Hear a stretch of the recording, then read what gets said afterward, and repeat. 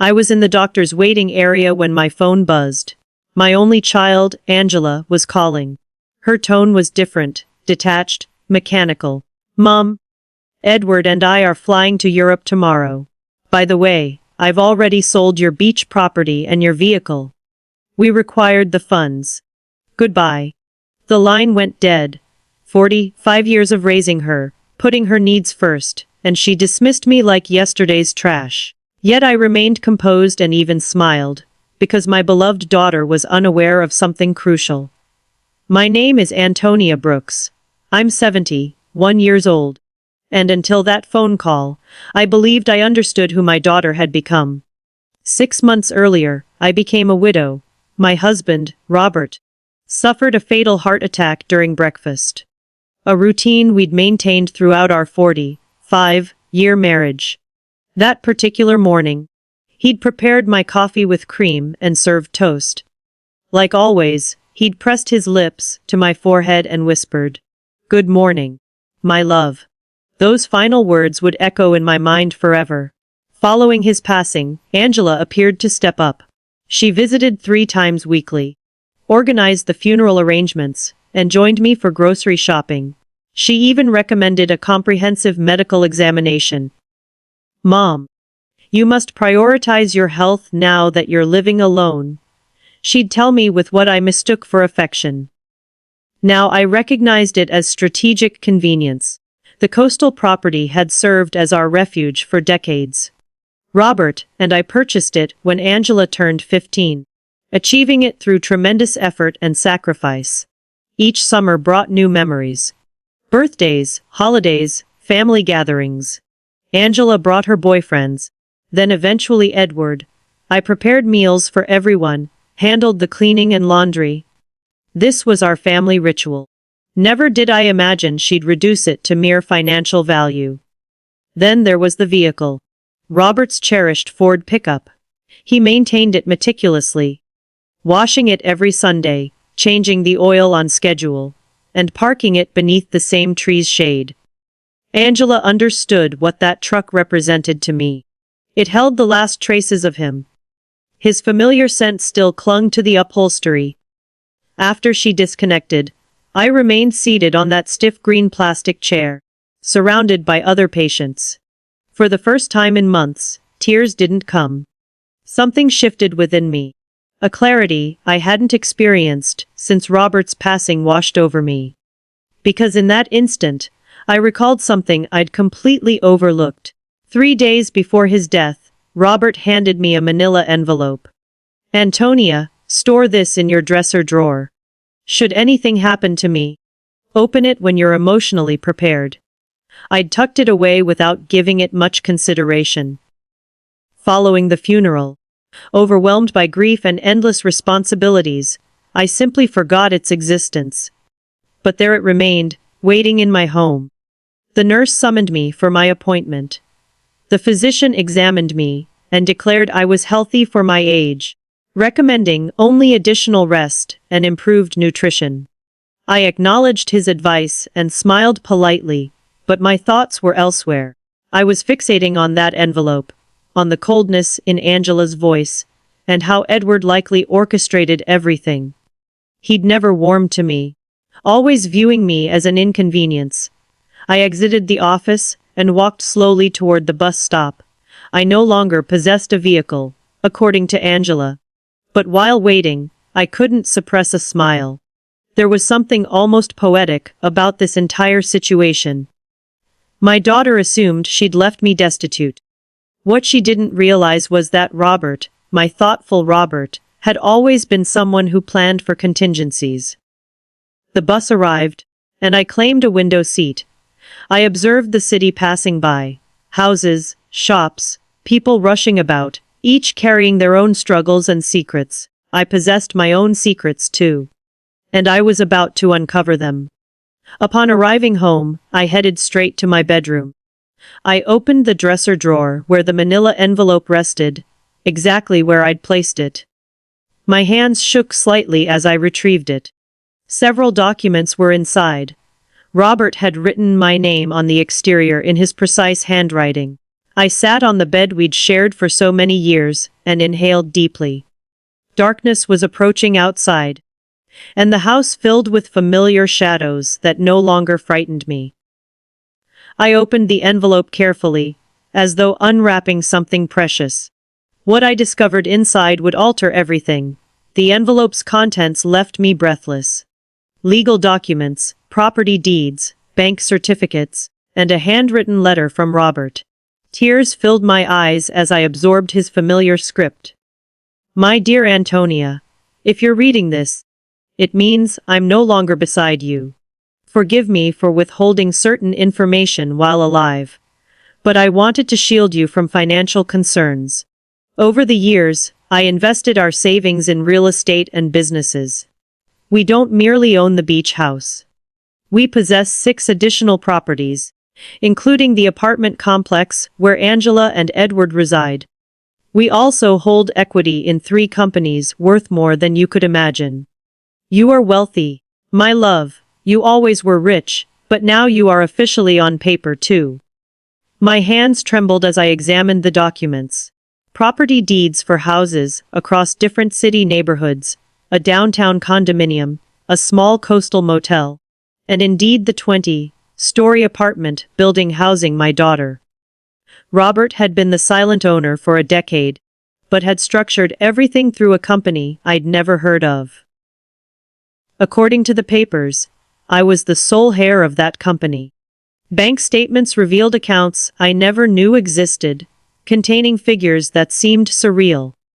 Robert had worked as a bus driver for 40 years, but evidently he'd also been an exceptionally shrewd investor.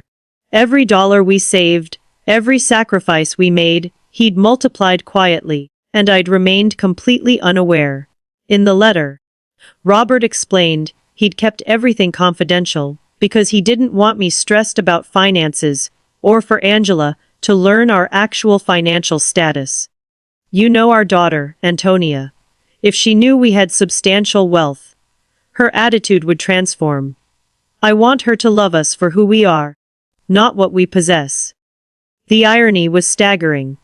Our daughter had abandoned us thinking we had nothing when in reality we had everything. That night, sleep eluded me.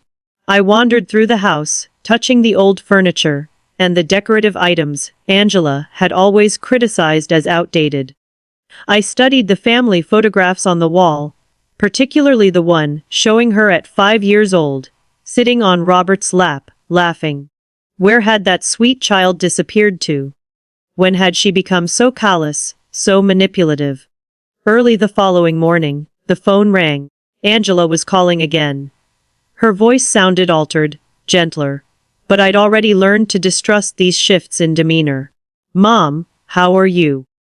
I wanted to inform you we've already transferred the funds from the house and the vehicle. We deposited your portion into your account. It's not substantial, but it'll sustain you for several months while you search for something smaller. My portion?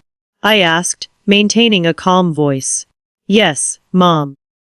We obviously weren't going to leave you with nothing. We gave you 30%. That's reasonable, right? We need the capital for our European investment. Edward has an incredible business opportunity there. 30% of my own possessions. How magnanimous. I see, sweetheart. And when do you depart? This afternoon. Our luggage is already packed. We'll be abroad for at least 6 months. Perhaps longer if the business prospers. But don't worry, Mom. When we return, we'll help you locate a small apartment. Something suitable for your needs. Suitable for my needs. As if she had any understanding of my requirements. Okay, Angela, have a safe journey. Oh, Mom. I knew you'd be understanding. You've always been so accommodating. We love you so much. And she disconnected. I stood there holding the phone. For the first time in months, I laughed. I laughed like I hadn't since Robert's passing. The situation was so absurd it was almost amusing.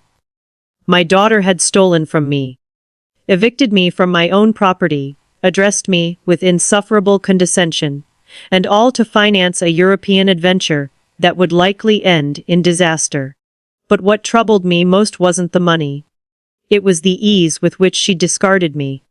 45 years of my life devoted to her, of sacrifice, of unconditional love, and she'd erased me from her life with a 2-minute phone conversation. That was what genuinely hurt. I checked my bank account online. Sure enough, they'd deposited an amount that probably seemed generous to them, but to me was insulting. They'd sold the beach property for far less than its value, likely because they needed cash immediately, and they'd sold Robert's truck for a fraction of its worth. That afternoon, from my window, I observed Angela and Edward loading their luggage into a taxi. He carried 2 enormous suitcases.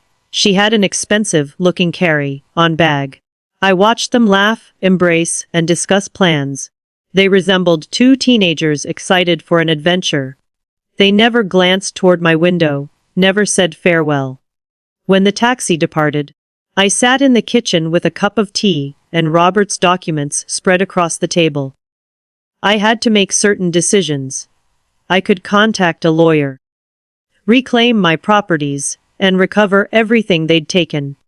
But something told me there was a better approach to handle this, a more instructive approach. I called Mr. Peterson, the attorney who'd managed Robert's affairs.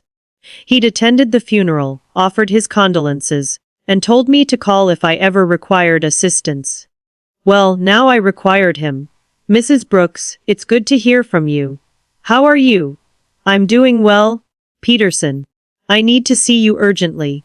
I discovered some documents from Robert that I don't fully understand. Of course, you can come to my office tomorrow morning. I'll be there.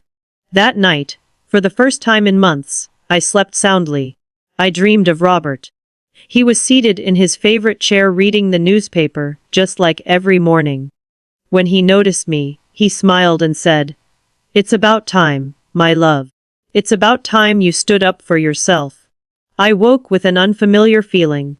It wasn't exactly happiness. But it wasn't the sadness I'd carried for so many months either. It was something resembling determination. For the first time since Robert's death, I had a clear objective. I was going to reclaim what was mine, but not in the way Angela anticipated. The following morning, I dressed more carefully than usual. I wore my wine-colored dress, the one Robert always said made me look elegant. I styled my hair and applied light makeup. When I looked in the mirror, I saw a woman I hadn't seen in a long time. I saw a strong woman. Mr. Peterson's office was located downtown. It was an older but elegant building with marble floors and large windows. He greeted me warmly, but when I presented the documents, his expression changed completely. "Mrs. Brooks, this is far more than I anticipated." Robert was a very intelligent man. "Look, according to these papers, you are the owner of." "I know, Mr. Peterson. I've already reviewed them. What I need to understand is what I can do legally." Mr. Peterson explained that everything was legitimate, that the documents were valid, and that I was the rightful owner of all those properties. He also confirmed something I'd already suspected. The sale of the beach property was illegal, because Angela had no authority to sell it. "We can recover the house immediately, Mrs. Brooks, and we can also pursue legal action against your daughter for fraud." "No, Mr. Peterson. I don't want to pursue legal action. I want to handle this differently. I want everything to remain confidential for now. Can you help me?" He looked at me with curiosity, but nodded. "Of course. You are my client. What do you need?" "I need you to discreetly recover the beach property. Do whatever is necessary to invalidate that fraudulent sale, and I need you to help me establish actual control of all my properties, particularly the building where my daughter resides." "I understand. It will be a process requiring a few weeks, but it's completely achievable." "Perfect. And Mr. Peterson, I need no one to know I'm orchestrating this. At least not yet." When I exited his office, I felt as if I'd awakened from an extended dream. I walked through the downtown streets observing the people, the buildings, the life continuing as normal. But for me, everything had shifted. I had a strategy. The following weeks were the strangest of my life. Officially, I was an impoverished widow abandoned by her daughter. But secretly, I was a wealthy woman quietly orchestrating the recovery of my assets. Mr. Peterson worked efficiently, and every few days he'd call with updates on the legal proceedings progress. I decided to remain in my house temporarily. It was mine after all, although Angela probably expected me to relocate to a single room. Each morning I'd wake, have breakfast at the same table where Robert and I had shared so many years, then go for a walk in the neighborhood. The neighbors greeted me with that mixture of pity and curiosity they reserved for recent widows. Aurora, my lifelong neighbor, approached me one afternoon while I was watering the front plants. "Antonia, dear, is it true that Angela went to Europe and left you completely alone?" "Yes, Aurora, she left with Edward. They have business plans there." "And how are you going to manage, sweetie? We all know Robert didn't leave substantial money. If you only knew," I thought. "Don't worry, Aurora. I'll be fine. Do you need anything? I can bring you some food, help with groceries." "You're very kind, but I'm fine really." Aurora looked at me with that expression I knew well. It was the same look I'd received after the funeral. Compassion mixed with slight relief that it wasn't her tragedy. "Well, you know where to find me if you need anything." These conversations repeated constantly. The butcher, the baker, the corner store lady. Everyone spoke to me with that gentle tone they use with the unfortunate, and I'd nod, smile, and thank them for their concern. But inside, part of me enjoyed this performance. It was like living a double life. Mr. Peterson called me one Wednesday morning. "Mrs. Brooks, I have good news. I was able to invalidate the sale of the beach property. The buyers didn't know the sale was fraudulent, so they recovered their money without problems. The house is yours again." "Excellent, Mr. Peterson. And the building where Angela lives? That one is more complex." "Technically, you've always been the owner through the company, but we need to make administrative changes. So you have direct control. That should require another 2 weeks." "Perfect. Keep me informed." After disconnecting, I sat in the kitchen with my coffee and thought about Angela. She'd been in Europe for 3 weeks, and I hadn't heard anything from her. Not a call, not a message, not even a postcard. To her, I'd ceased to exist the moment she obtained the money she needed.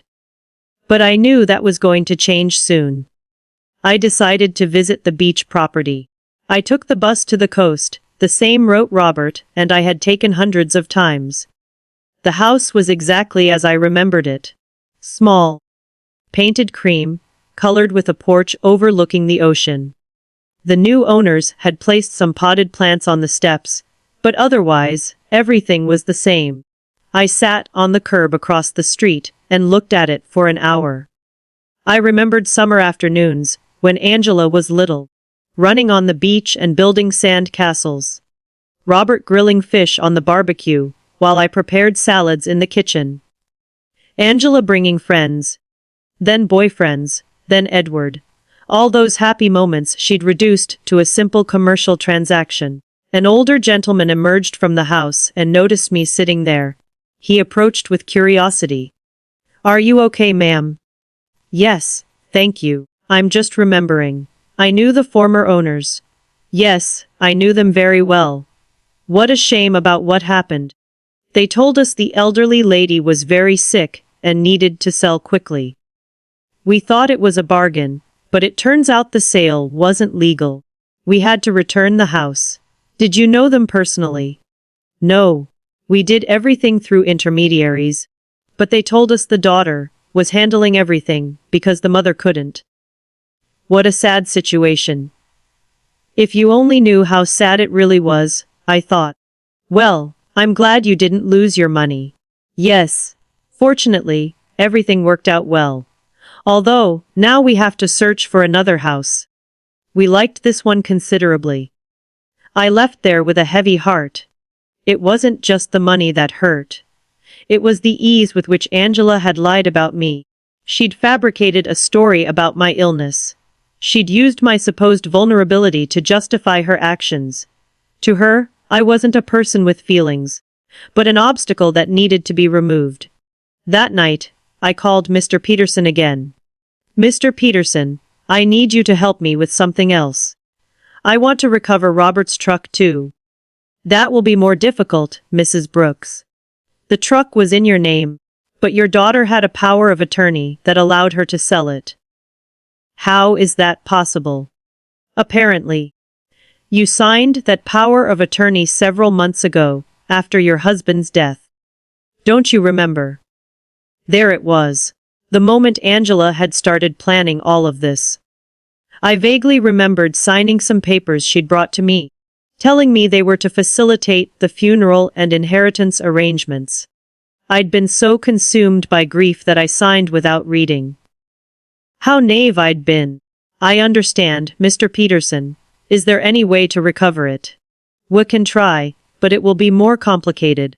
We'd need to prove that you signed that power of attorney under deception or coercion." "Let's do it.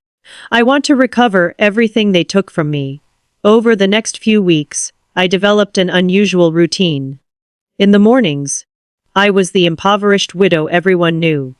I'd go out to purchase necessities, talk to the neighbors, and maintain appearances. But in the afternoons, I became a businesswoman. I'd study Robert's documents, talk to Mr. Peterson, and plan my next move. I learned things about finance I never thought I'd need to know. I discovered that Robert had been far smarter than I realized. Every one of his investments had been carefully calculated. The building where Angela lived, for instance, wasn't just profitable from rent. It was in an area experiencing rapid appreciation. I also discovered that Edward, Angela's husband, had substantial debt. He'd taken out loans using the apartment they lived in as collateral, not knowing he wasn't the actual owner. When the banks figured this out, he was going to face serious trouble. Mr. Peterson called me one Friday with important news. "Mrs. Brooks, we've finished all the paperwork. You now have complete control of all your properties." I also recovered Robert's truck. The buyer turned out to be an acquaintance of mine, and when I explained the situation, he agreed to return it in exchange for modest compensation. "Excellent work, Mr. Peterson. Now, I need you to help me with one more thing. I want you to send a letter to my daughter." "What kind of letter?" "An eviction notice." There was silence on the other end of the line. "Mrs. Brooks, are you sure you want to do this?" "Completely sure. She decided I wasn't important in her life. Now she's going to discover how important I really am." "I understand. Do you want me to send it to Europe?" "No. I want you to give it to her when she returns." "I have a feeling it's going to be very soon." I wasn't wrong. That same afternoon, Aurora came rushing to my house with fresh neighborhood news. "Antonia, did you know that Edward is in trouble with the bank? My brother-in-law who works there told me they're investigating some loans he took out using the apartment they live in as collateral. But it turns out the apartment isn't his." "Really?" "Yes. And it seems Angela didn't know anything. They're saying she's going to have to return from Europe to sort out this mess." What a complicated situation. Yes. And the worst part is apparently Edward lied to her about the business in Europe.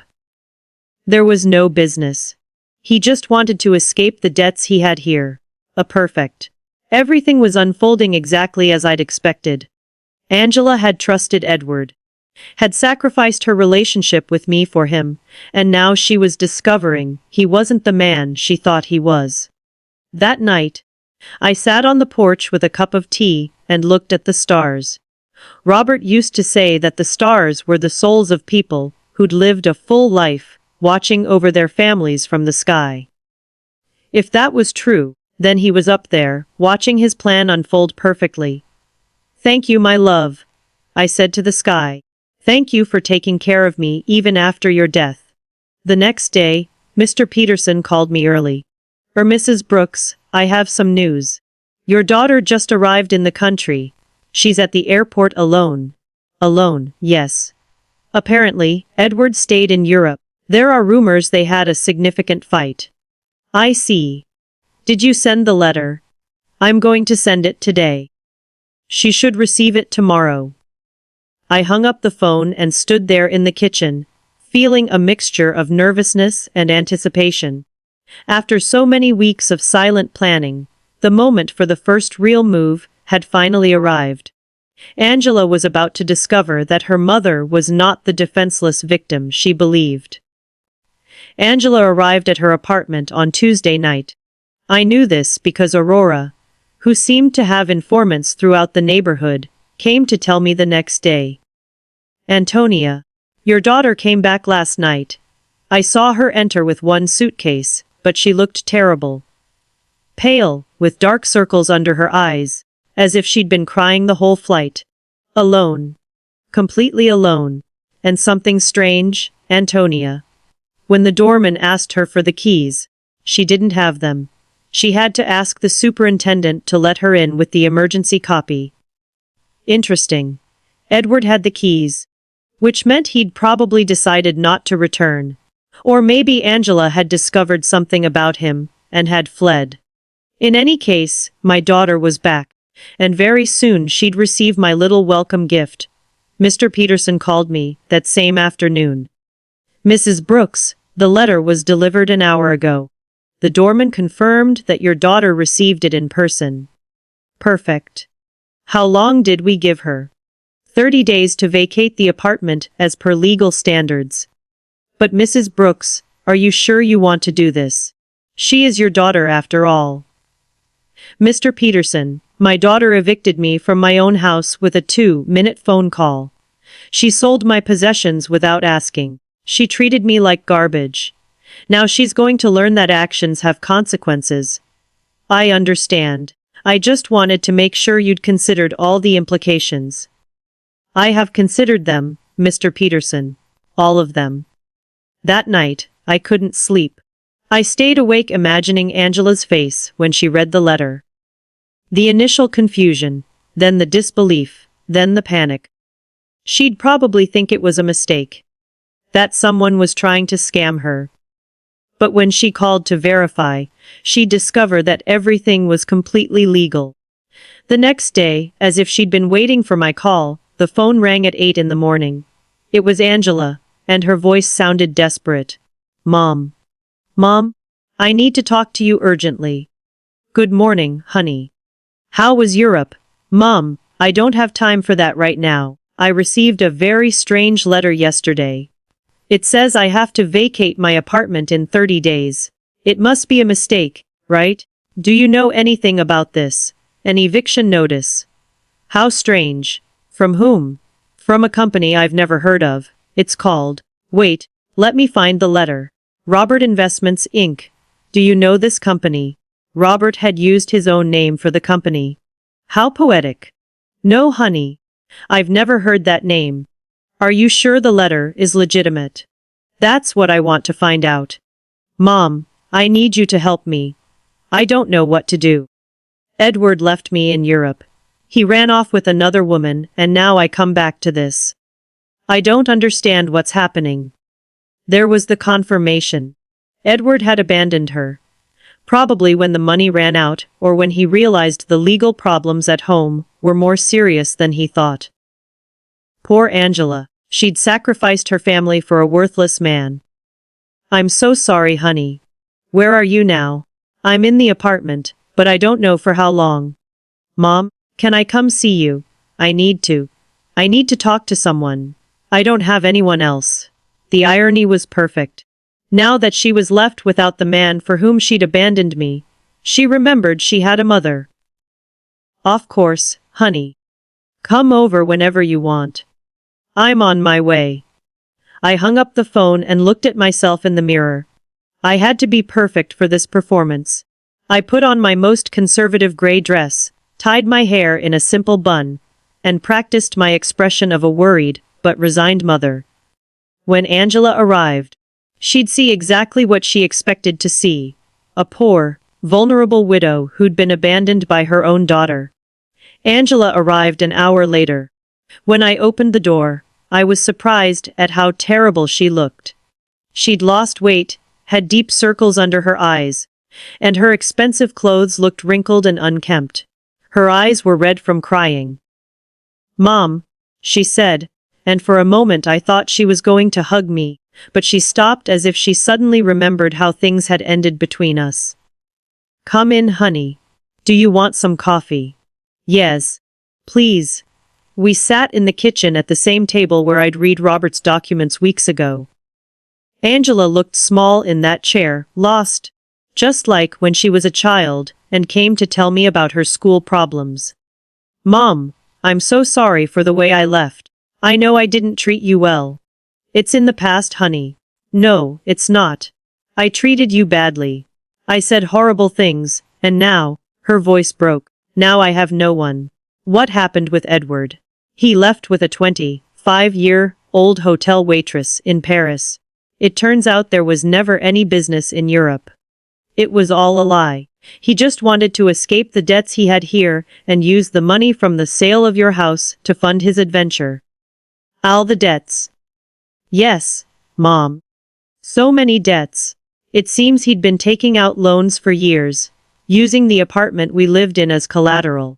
But now I find out he wasn't the owner of the apartment. How is that possible?"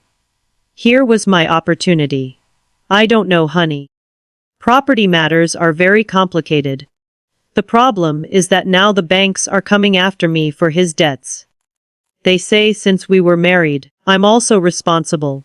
And on top of that, this eviction notice. Mom, I don't know what to do. I don't have money. I don't have a job. I don't have anywhere to live." She started to cry. Real tears of genuine desperation. For a moment, my mother's heart softened. I wanted to embrace her, console her, tell her everything would be okay. But then I remembered the coldness in her voice when she called me from the doctor's office. The ease with which she'd discarded me. The way she'd talked to me, as if I were a burden. "Did you talk to a lawyer about the letter?" "I don't have money for a lawyer, Mom. We spent all the money in Europe. Edward took what little was left when he ran off with that woman. So, what are you going to do?" "I don't know. I thought maybe I could stay with you for a while, just until I find a job and can get a small place to live." There was the question I'd been waiting for. After evicting me from my own house, after selling my possessions, after treating me like garbage, she now wanted me to rescue her. She wanted the poor widow she'd created to save her from the consequences of her own actions. "Of course, honey, this will always be your home." Angela looked at me with surprise, as if she hadn't expected it to be so easy. "Really, Mom? After everything that happened? You are my daughter, Angela. That will never change." She stood up, and this time she embraced me. It was a desperate hug from someone drowning and clinging to the only thing they can find. I hugged her back, too, but not with the unconditional love from before. Now there was calculation in my embrace. Strategy. "Thank you, Mom. I promise I'll find a job soon. I won't be a burden. Don't worry about that now. Rest, recover. And then we'll see what your options are." Angela left that afternoon to collect some things from her apartment. I stayed in the kitchen, thinking about how easy it had been. She'd come to me exactly as I'd planned, broken, desperate, with no options. And best of all, she suspected nothing. To her, I was still the poor abandoned mother who needed her compassion. But this was only the first part of my plan. Having her live with me would give me the perfect opportunity for the next phase. I was going to let her settle in, feel safe, and believe she'd found a refuge in my house. And then, when she least expected it, I was going to teach her the difference between being poor by choice and being poor by consequence. That night, I called Mr. Peterson. "Mr. Peterson, I need you to do something else for me." "Tell me, Mrs. Brooks." I want you to investigate Edward's debts. I want to know exactly how much he owes, to whom, and what legal options I have to separate them from my daughter. That will take time, but it's feasible. Perfect. And Mr. Peterson, I want you to keep this in absolute secrecy. No one can know I'm behind this investigation. Of course, Mrs. Brooks. May I ask what your final plan is? My plan, Mr. Peterson, is very simple. I'm going to save my daughter, but first she has to understand what it truly means to hit rock bottom. When I hung up, I poured myself a glass of the wine Robert had been saving for special occasions.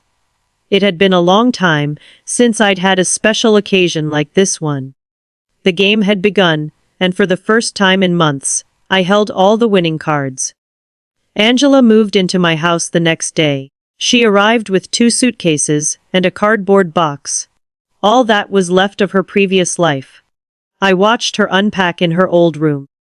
The same one she'd slept in during her teenage years, and I could see the humiliation in every one of her movements.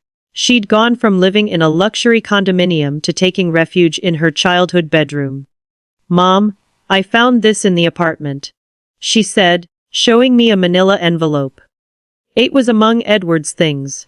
It has your name on it. It was another one of Robert's envelopes. My heart accelerated, but I kept my composure. My name? How strange. Yes, look. She showed me the envelope. Indeed, it had my name written on it in Robert's handwriting. But this envelope was different from the one I'd found in my dresser. This one was smaller, newer. Maybe Edward found it among Dad's things when he died and forgot to give it to me. Angela said. It's possible. Can I see it? I opened the envelope in her presence. Inside was a short letter and a small key. The letter said, Antonia, if you are reading this after having received the main envelope, it means our daughter is going through a difficult time. This key opens a safety deposit box at the Central Bank downtown branch. The number is 247. There is something there that can help you help her, but use it wisely. With eternal love, Robert. Angela read the letter over my shoulder. A safety deposit box. Dad had a safety deposit box. I had no idea. I didn't either. I lied. Your father never told me about this. Do you think we should go see what's in there? I don't know, honey. Maybe it's better to leave things as they are. But, Mom, maybe there's something important in there. Documents or... I don't know. Maybe something valuable that can help us. The desperation in her voice was palpable. Angela was clinging to any possibility of finding a way out of her situation, and I was going to let her cling a little longer before I showed her the complete reality. Okay, I said after a calculated pause. We can go tomorrow. That night, Angela and I had dinner together for the first time in months. She'd cooked, trying to be useful. But the food tasted of guilt and desperation. She told me more details about what had happened in Europe, and each story was worse than the last. Edward lied about everything, Mom. Not just the business, but the debts too. I thought he only owed a small amount of money, but it turns out he owes over $100,000. And the worst part is he used my name for some of the loans without me knowing. How is that possible? He forged my signature. When I married him, I gave him some documents to handle the banking for our joint account. I never thought he'd use them for this. Do you have any way to prove you didn't know? I don't know. It's all so complicated. The banks say that since we were married, I'm responsible for all his debts anyway. And the divorce. I don't even know where Edward is now. He just disappeared. His phone is disconnected. He doesn't answer emails. Nothing. It's as if he vanished. Perfect. Edward had run away like the coward he'd always been, leaving Angela to face the consequences of her actions alone. In a way, he'd done me a favor. Now, my daughter was experiencing exactly what I'd felt when she abandoned me. Betrayal by someone she'd completely trusted. I'm so sorry, honey. I didn't know things were so bad. I didn't either, Mom. I thought Edward loved me, that we were going to build something together, but it turns out I was just an easy way for him to get money and documents. Angela started to cry again. How could I have been so stupid? How did I not realize who he really was? It was tempting to tell her that I'd seen the signs from the beginning, that I'd tried to warn her that Edward never seemed trustworthy. But that would have broken my facade as a compassionate and vulnerable mother. Love can be blinding sometimes, honey. Don't blame yourself. But Mom, I didn't just ruin my life. I ruined yours too. I treated you horribly. I took your house, your truck, your things, and all to give to a man who abandoned me at the first opportunity. Now we're two poor women trying to survive because of me. It's in the past, Angela. We'll be okay. No, it's not. Now we're both in trouble because of my mistakes. You lost everything Dad left you, and I lost my marriage and my future. We're two poor women trying to survive. If she only knew. I thought that at this very moment I had more money than she could possibly imagine. That I owned the building where she'd lived. That I could solve all her problems with a single phone call. But it wasn't time yet. The next day, we went to the bank. Angela was nervous, hopeful. I maintained my act as a confused widow who didn't understand much about finance. The bank employee led us to the safety deposit boxes, verified my identification, and opened box number 247. Inside were jewels, many jewels, rings, necklaces, bracelets, earrings. I recognized some pieces as heirlooms from Robert's family. Others were completely new to me. There was also a letter explaining the origin of each piece and its approximate value. Angela gasped. Mom, this must be worth a fortune. Yes. Look at this emerald, this pearl necklace. Mom, Dad saved a treasure here. According to Robert's letter, the jewels were worth approximately $200,000.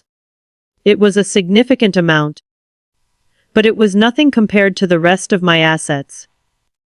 It was like finding a few coins under the sofa when you have $1 million in the bank. What do we do with this, Mom? I don't know, honey. They're family memories. But, Mom, we could sell some of the pieces. With this money, you could get your beach house back, and I could pay off some of Edward's debts. There it was again. Even when she found something valuable, Angela's first reaction was to think about how to use it to solve the problems Edward had created. She hadn't learned a thing yet. Are you sure you want to use your father's inheritance to pay Edward's debts? What other option do I have, Mom? If I don't pay something soon, the banks are going to foreclose on everything I have. And technically, I don't own anything. Everything was in Edward's name. Think carefully, honey. Once you sell these jewels, you won't be able to get them back. I know. But what else can I do? I can't get a job with all these legal claims pending. No employer is going to want to hire someone with so many legal problems. We took the jewels home. Angela spread them out on the kitchen table and examined them one by one, calculating which ones she could sell and which she could keep. It was painful to watch her reduce decades of family history to numbers on a spreadsheet. Over the next few days, Angela decided to sell most of the jewels, keeping only the engagement ring Robert had given me and a small necklace that had belonged to her grandmother. I watched her prepare to visit jewelry stores, research prices, and negotiate with buyers. It was painful to observe her reduce decades of family history to commercial transactions, but it was necessary for her to understand the real weight of her decisions. Mom, I got $180,000 for the jewels, she told me one afternoon, counting the bills on the kitchen table. It's less than I expected, but it's enough to pay off the most urgent debts. Are you sure you want to do this? I have no choice. If I don't pay something soon, they'll foreclose on everything. Even this house could be at risk if they prove I have some kind of legal connection to the properties. How ironic the situation was. Angela was worried about losing a house that I owned, paying the debts of a man who'd abandoned her, with money from jewels that had belonged to the same man who'd created the fortune that could save her. And how are you going to decide which debts to pay first? I talked to a free financial advisor at the bank. She told me to prioritize the debts that have real collateral because those are the ones that can affect property or lead to immediate foreclosure. Angela had matured considerably in these few weeks. The woman who'd sold my things without consulting me was now carefully investigating every financial decision. The suffering had made her more responsible, but also more fragile. That night, while she was organizing the debt documents on the table, I received a call from Mr. Peterson. "Mrs. Brooks, I have a full report on Edward's debts. The situation is worse than I thought." "How much worse?" "He owes over $200,000 to several banks, and also has debts with private lenders. What's more concerning is that he used falsified documents with your daughter's signature for some of these loans. That means Angela is legally responsible. It's complicated.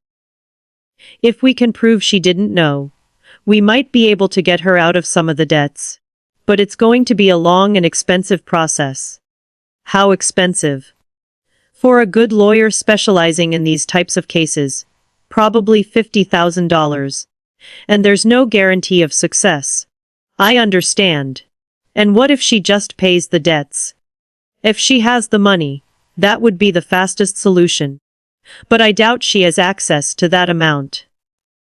"Mr. Peterson, I want you to prepare all the necessary documents to get my daughter out of these debts.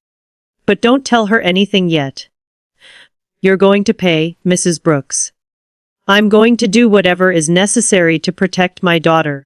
But this has to be handled in a very specific way."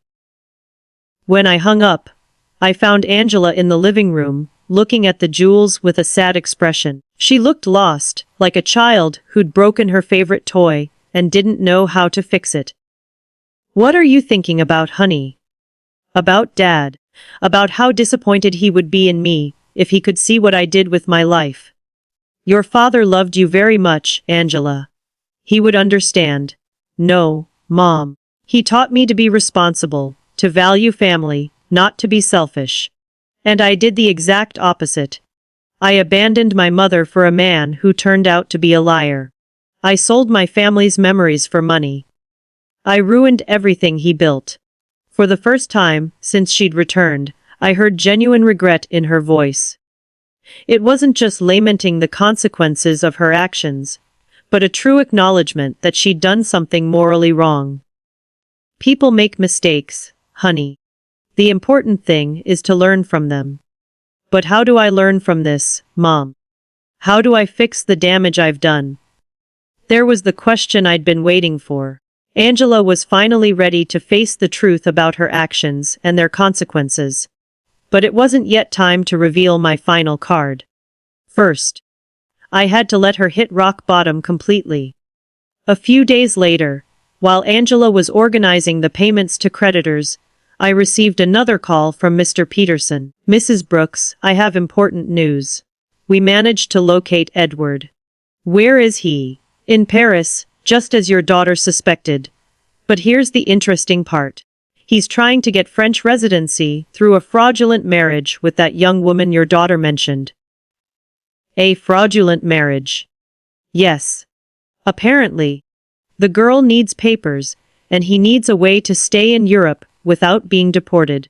But the most important thing is that we found evidence that he deliberately falsified your daughter's documents with the intention of fleeing the country. That means Angela can get out of the debts. With this evidence, yes, we can prove fraud and coercion. Your daughter won't have to pay anything for what Edward did behind her back. It was perfect. I had a way to save Angela from all her debts legally without her suspecting that I had the money to do it. Mr. Peterson, I want you to start the legal process immediately. Don't tell my daughter anything yet. I want the process to be completely finished before I tell her. I don't want to give her false hope. Understood. This will take about 3 weeks, maybe a month. Perfect. When I hung up, Angela looked at me with curiosity. Who was that, Mom? A lady who was asking about Mrs. Davis, our neighbor on the corner. She had the wrong number. Lying had become easy.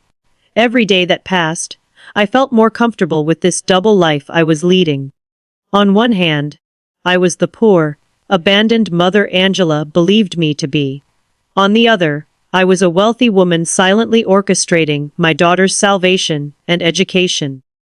Over the next 2 weeks, I watched Angela struggle with decisions she'd never had to make.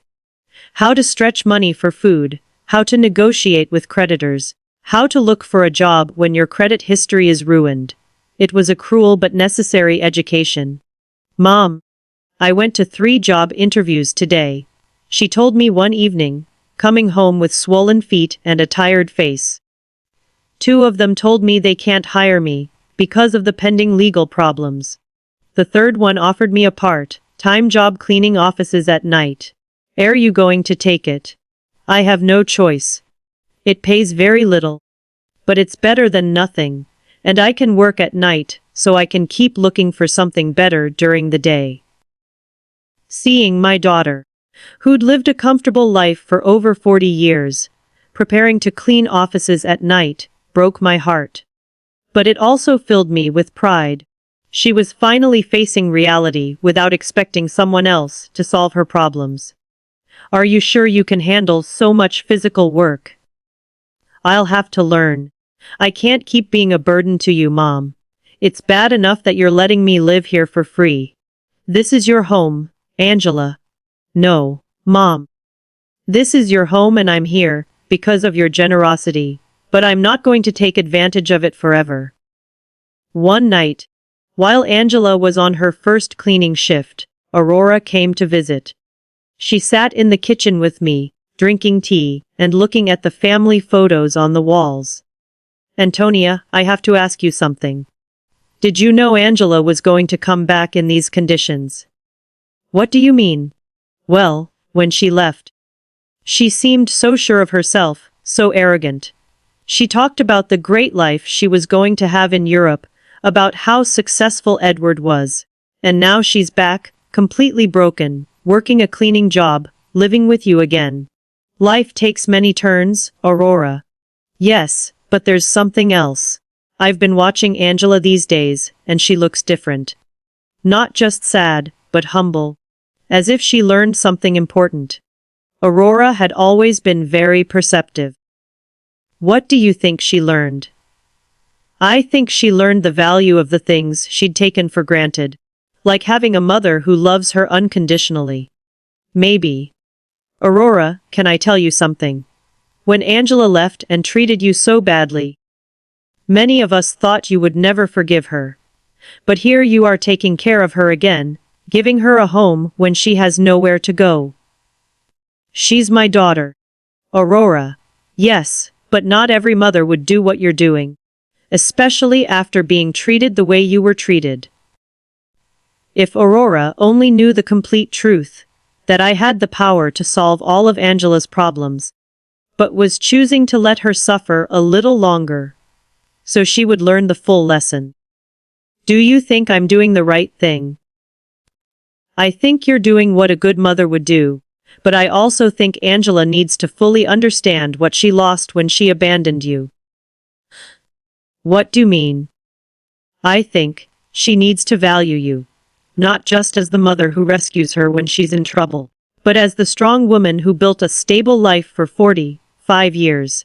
She needs to respect you, not just need you. Aurora had hit the nail on the head. That was exactly the point of my entire plan. I didn't want Angela to come back to me out of desperation.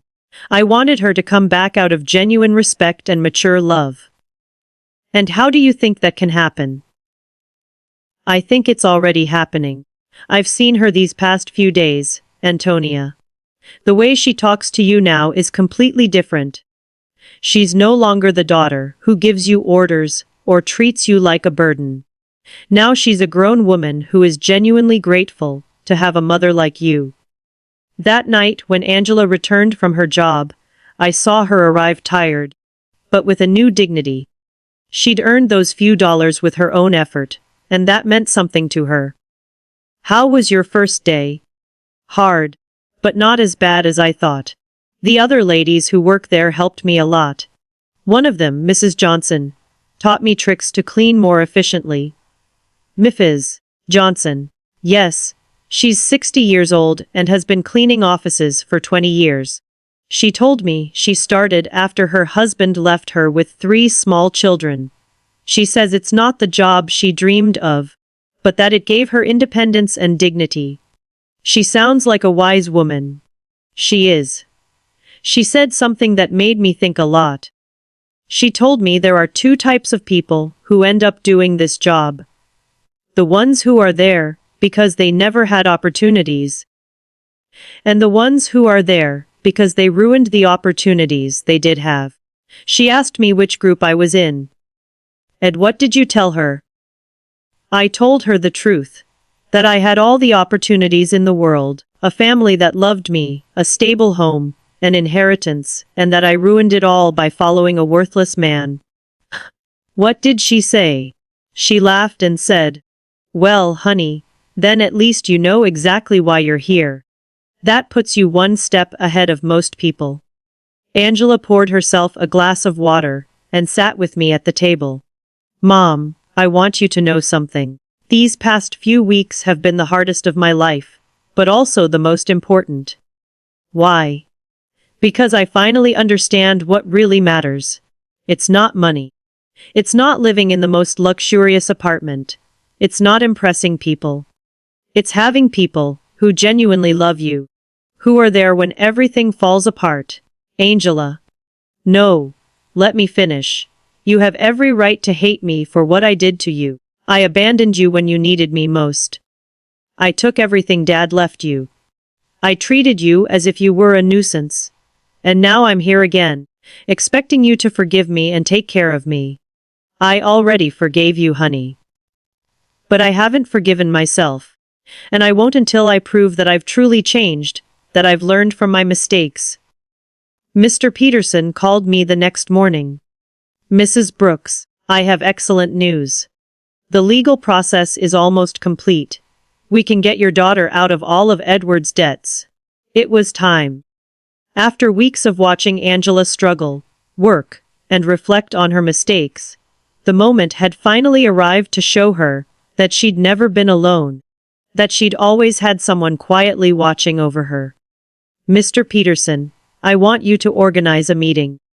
It's time for my daughter to know the whole truth. Mr. Peterson arranged the meeting for Friday morning at his office.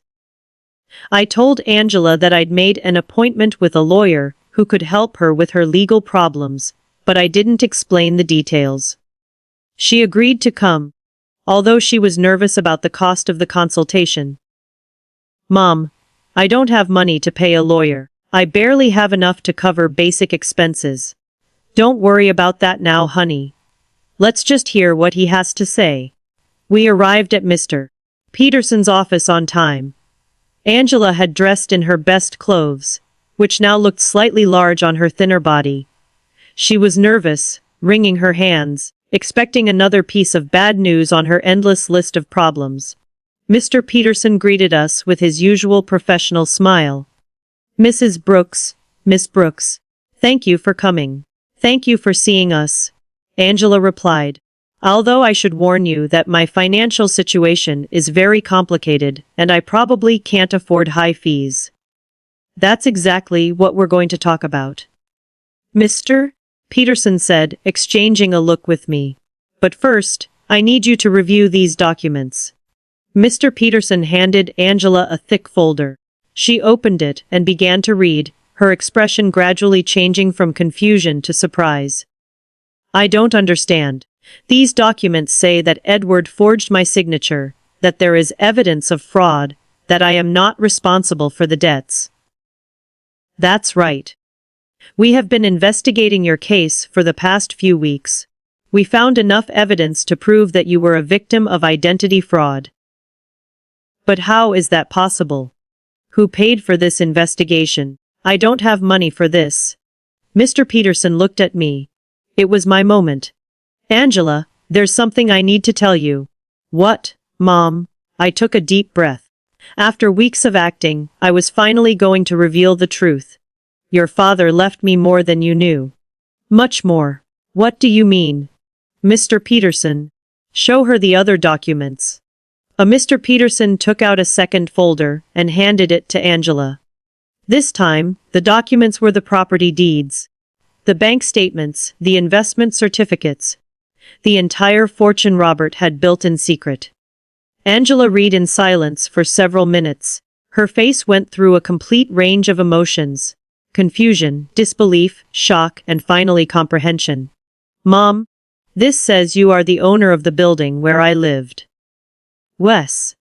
And that you have other properties, bank accounts, investments. Wes. This means that when I sold the beach house, it was your house and the sale was fraudulent. I already got it back. Angela stared at the papers, trying to process the information. How long have you known this? Since the day you called me from the doctor's office. You knew all this when I came back from Europe asking for help. Les. You knew you could solve all my problems when you saw me crying every night. Wes. There was a long, tense silence. Angela closed the folders and looked directly into my eyes. Why, Mom? Why did you let me suffer when you could have helped me? This was the question I'd been waiting for weeks. Because you needed to learn something you couldn't learn any other way. What? You needed to learn the value of the things you'd lost. The value of family, of respect, of responsibility. When you abandoned me, it wasn't just money you took from me. It was dignity. It was love. It was trust. Angela started to cry, but they weren't tears of self-pity like the ones she'd shed during these weeks. They were tears of deep understanding. I abandoned you when you needed me most. Yes. I treated you like garbage. Yes, and you saved me anyway. Yes, but not in the way you expected. I didn't save you by giving you money, so you could keep making the same mistakes. I saved you by letting you hit rock bottom so you could learn to save yourself. Mr. Peterson discreetly intervened. Miss Brooks, your mother has paid all the legal expenses to free you from Edward's debts. She has also recovered all the properties that were sold fraudulently. You are completely free of legal problems. And the cleaning job I got. You can quit if you want, I said. But I hope you don't. Why? Because that job is teaching you something you never learned when everything was easy. It's teaching you the value of your own effort, the dignity of honest work, the importance of valuing every dollar you earn. Angela wiped her tears and looked at me with an expression I hadn't seen in years. It wasn't the look of a daughter who needs her mother, but the look of a grown woman who respects another woman. Do you forgive me? Mom, I forgave you a long time ago, honey. The question is, can you forgive yourself? I don't know if I can. I did unforgivable things. People make mistakes, Angela. The important thing is what we do after we recognize those mistakes.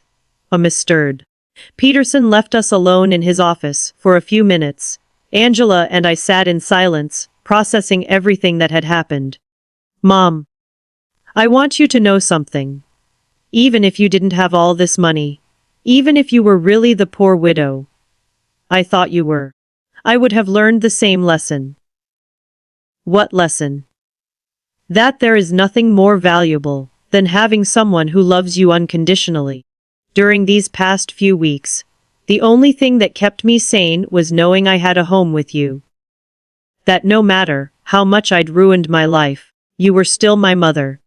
That will never change, Angela. I know. But I also know that I can never take that love for granted again.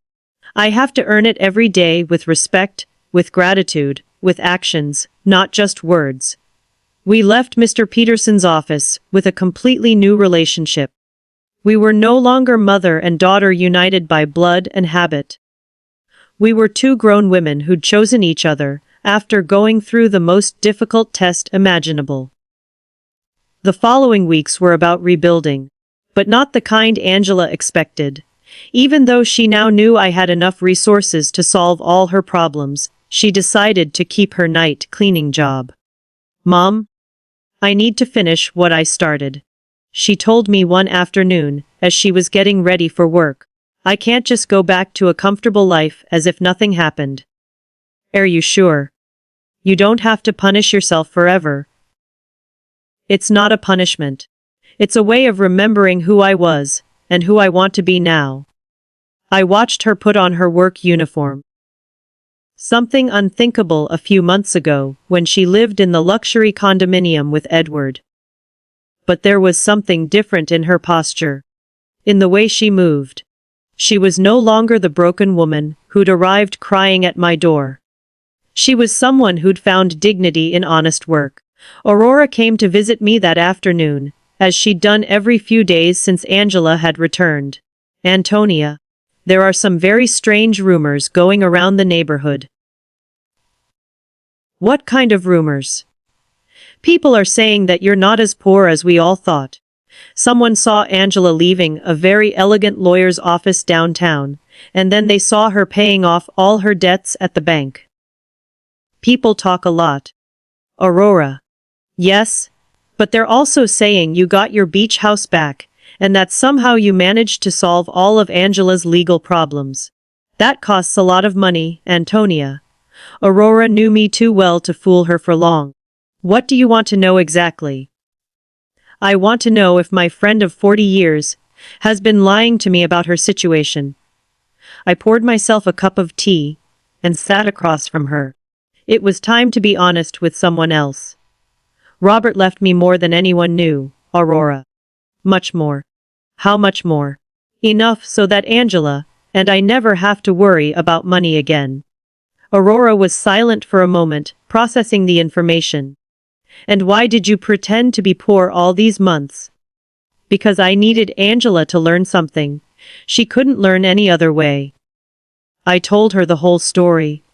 Angela's cruel phone call, my plan of silent revenge, the weeks of watching her hit rock bottom, and finally the revelation in Mr. Peterson's office. "Antonia, that is you. That is brilliant and terrible at the same time." "Terrible." "Yes. Because you let your own daughter suffer, when you could have helped her immediately.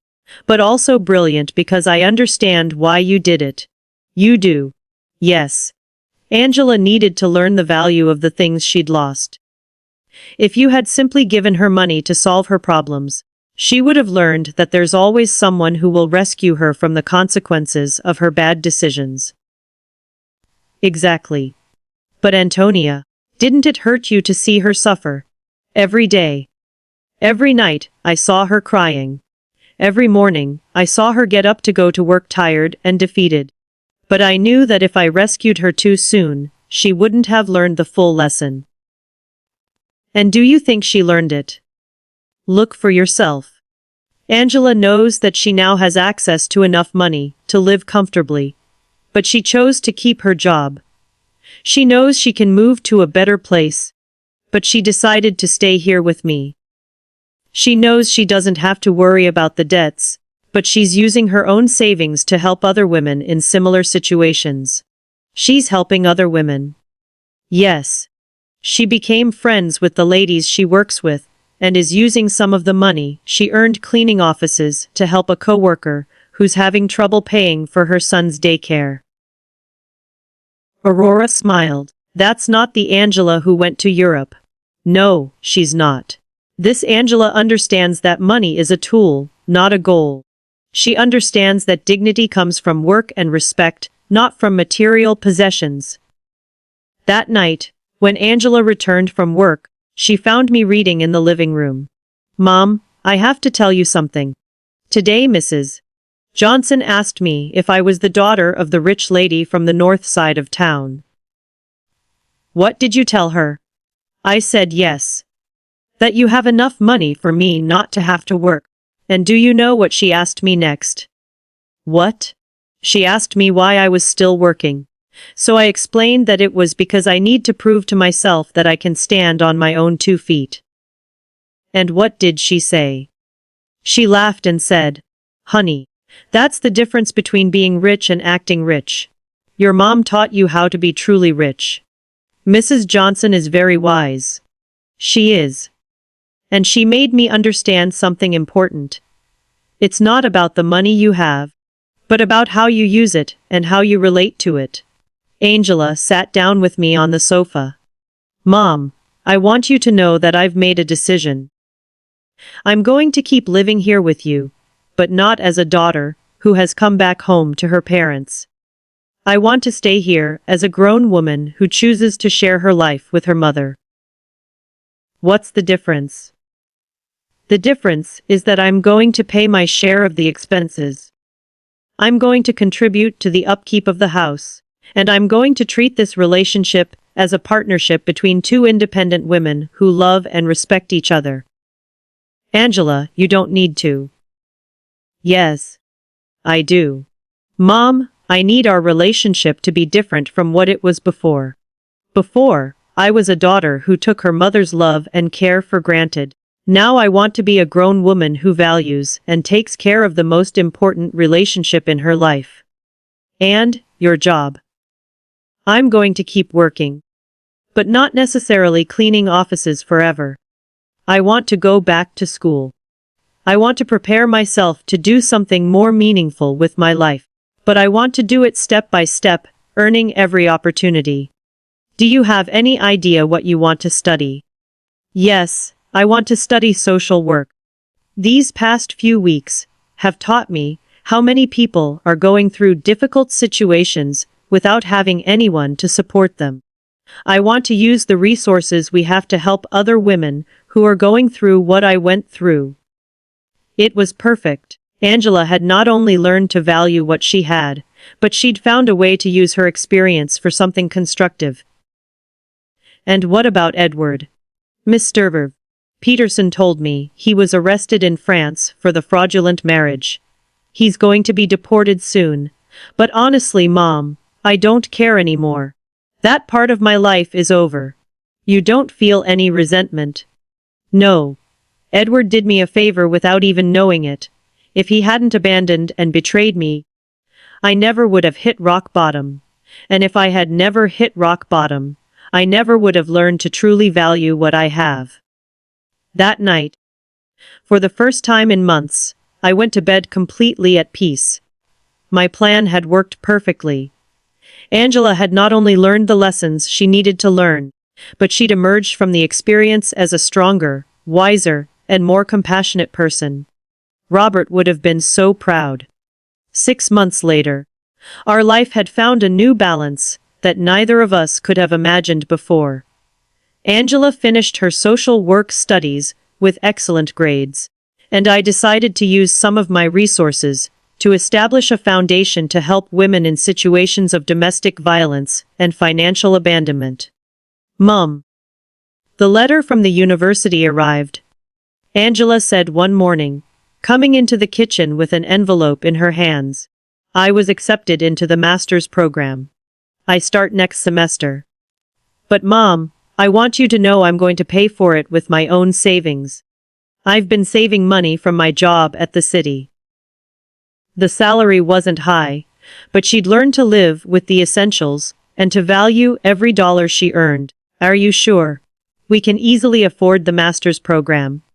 I know, but I need to do it on my own. It's part of who I am now. Aurora came to visit that afternoon, as she'd done every Friday for the past few months. She'd become a confidant to both of us, watching our transformation with fascination. Antonia, I have to confess something, she said, pouring herself a second cup of tea. At first, I thought you were very cruel to Angela. And what do you think now? Now I think you were the wisest mother I've ever known. Look at your daughter. Really? Look at her. It was true. The Angela, who was in the living room studying for her exams, was completely different from the one who'd left for Europe months ago. This Angela had a serenity that came from within, a confidence that was based on her own achievements, not on material possessions. Did you know I saw Angela at the grocery store yesterday, buying vegetables for a family she's helping through her work? And when I asked her why she was using her own money instead of the government budget, she told me that some things can't be measured in official budgets. That night, Angela and I had dinner on the porch, something that had become a tradition. It was our time to talk about the day, plan for the future, and simply enjoy each other's company. "Mom, I received a very strange letter today," she said, cutting her salad. "From whom?" "From Edward." My muscles tensed. "Edward?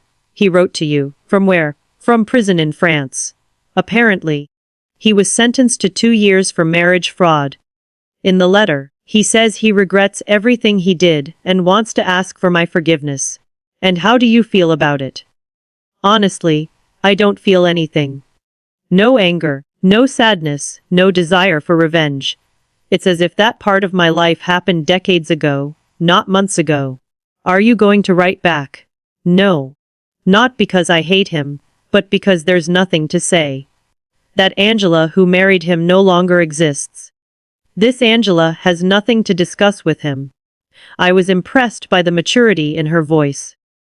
The woman, sitting across from me, had developed an inner strength that came from hitting rock bottom and getting up on her own.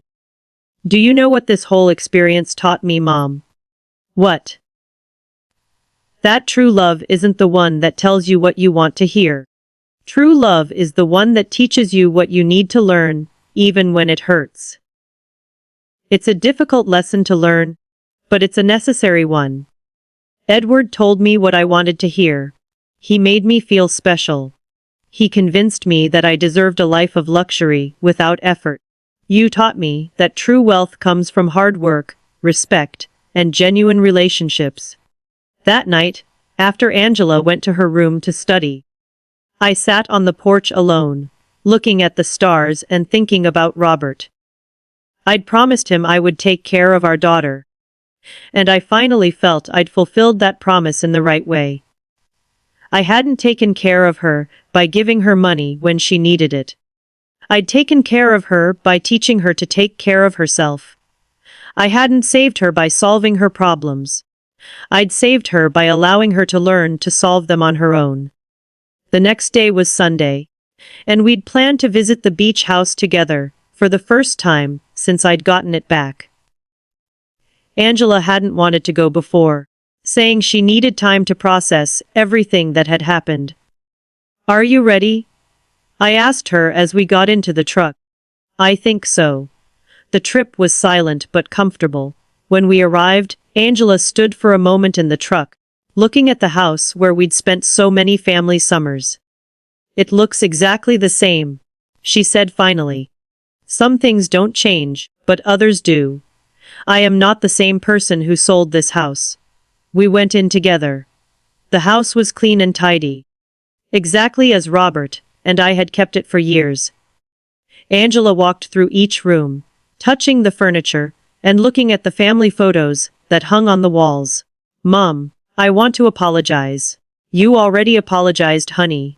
"No, I want to apologize specifically for this house. Not just for selling it, but for reducing all our family memories to a commercial transaction. It's forgiven. This house represents 40 years of family summers, of birthdays, of Christmases. Dad built that porch with his own hands. You planted that garden. I learned to swim at that beach. And I turned it all into money to fund the adventure of a worthless man." She sat on the sofa where Robert used to read on Sunday mornings. "Do you know what hurts me the most?" "What?" "That when I sold it, I didn't feel anything. It was just another property. Now being here again, I can feel Dad in every corner. I can hear his laughter, smell his morning coffee, see his reading glasses on the table. He is here, Angela. He has always been here. I know. And I also know that he is proud of how you handled all of this. We spent the whole day at the house cooking together, cleaning, and fixing small details. It was like a ritual of reconnection, not just with the place, but with the values that place represented. When the sun began to set, we sat on the porch Robert had built, looking at the ocean. "Mom, I have a proposal." "What is it?" "I want us to turn this house into a temporary shelter for women who are leaving situations of domestic violence. A place where they can stay while they rebuild their lives." It was the perfect proposal. Robert would have loved the idea that his beach house would serve to help other families. "I think that's a beautiful idea, honey. We can use some of the foundation's resources to maintain it, and I can oversee the program through my work." "Are you sure you want to turn our family sanctuary into that, Mom?" "The best sanctuaries are the ones that are shared. Dad always said that a house isn't truly a home until it opens its doors to other people who need love." He was right. Robert had always been generous with our home, inviting relatives, friends, and neighbors who needed a place to stay. We returned home that night with a new project and a completely renewed relationship. We were no longer mother and daughter united by obligation or need. We were two women who'd consciously chosen to build a life together based on love, respect, and a common purpose. That night, before falling asleep, I spoke to Robert in silence. "We did it, my love. Our daughter finally understood what truly matters." And for the first time since his death, I felt he answered me. "I always knew you would. You're both stronger than you think." Justice had arrived not as revenge, but as education. Not as punishment, but as transformation. And in the end, we'd both gained something much more valuable than money. We'd gained an authentic relationship, built on a solid foundation that no future crisis could destroy. Did you enjoy this story? Which city are you listening from? Let's meet in the comments. If you liked the story, you can support me by sending a super thanks so I can keep bringing more stories like this. Thank you so much for your support. I'm looking forward to your comments on the story. On the screen, you can see 2 new life stories that I highly recommend. There's so much more on my channel. Don't forget to subscribe.